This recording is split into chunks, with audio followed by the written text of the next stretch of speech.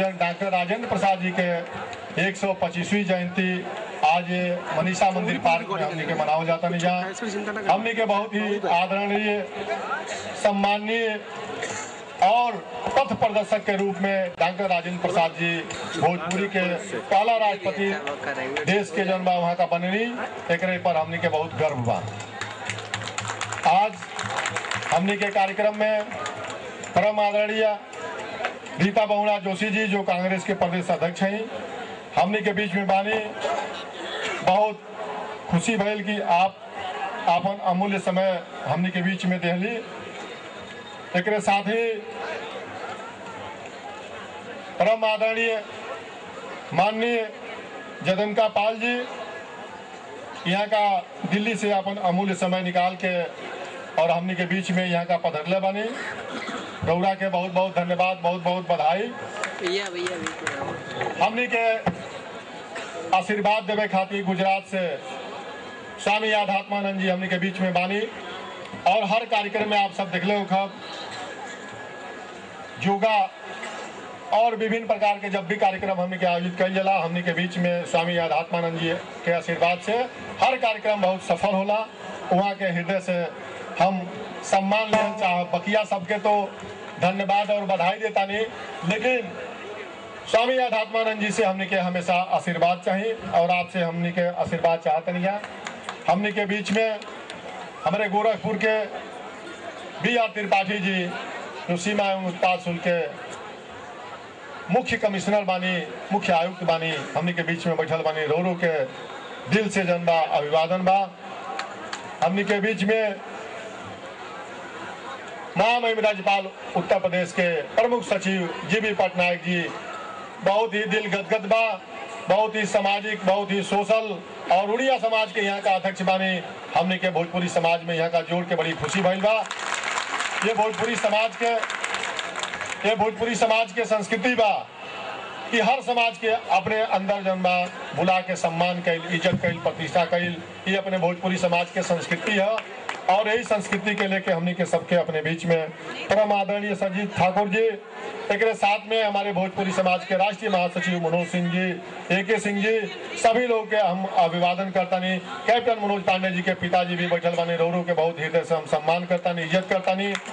हमारे परम मित्र सुनील राय जी आज हमने के बीच में मानी, डॉक्टर महेंद्र राय जी और तमाम ऐसे हमारे मित्रगण बैठल बने। हमारे निषाद साहब मंत्री जी और यहाँ के क्षेत्रीय पार्षद अरुण कुमार तिवारी जी के प्रयास से सब पूरा यहाँ सफाई दफाई सारी व्यवस्था भई और उनके हम बार बार धन्यवाद देता नहीं और वो के मंच पर आमंत्रित करता नहीं कि हमारे मंच पर आके और मुख्य अतिथि के बुके देके वहाँ का स्वागत करी। पता नहीं कहा मुँह जौन आज कुछ सकुचाइल बनी है का।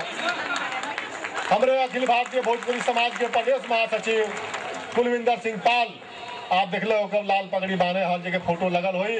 हम वहाँ के मंच पर आमंत्रित करता नहीं कि मंच पर आके और श्री जगदम्बिका पाल जी के बुके देके जो वहाँ का स्वागत करी, अभिनंदन करी।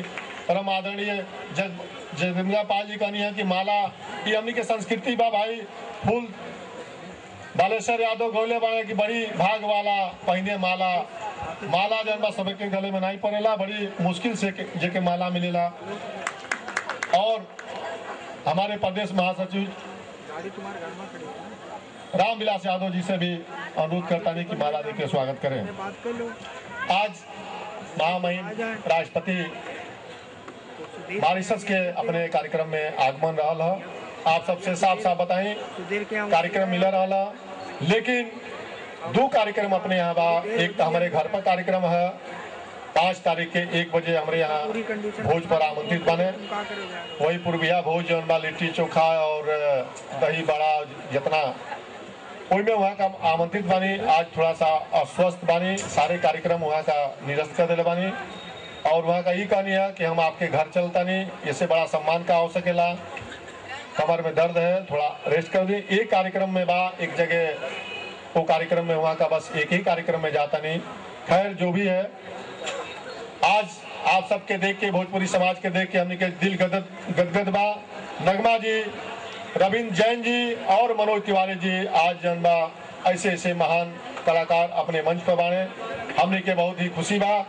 अब हम सबके अभिनंदन बंधन के साथ ही डॉक्टर राजेंद्र प्रसाद जी के याद करके और हम लोग पूरे जीवन में आदर्श मान के डॉक्टर राजेंद्र प्रसाद जी के पद चिन्ह पर हम के चले के बाद आप सब देख ले होगा कि भोजपुरी समाज के लोग चाहे पंजाब में होके, चाहे हरियाणा में होके, चाहे गुजरात में होके और चाहे वो महाराष्ट्र में होके, जहाँ पर भी होके सतुआ भूजा लिट्टी चोखा खा के अपन हौसला बुलंद, लंबी लंबी मोछ, लंबी लंबी छाती, लंबा लंबा चेहरा और जब सड़क पर चले निकले ला जनबा तो 80 इंची सीना तान के जनबा और लोग समझला कि आदमी जनबा पता नहीं क्या खात हुई, लेकिन ये सब सतुआ और लिट्टी चोखा के दम है।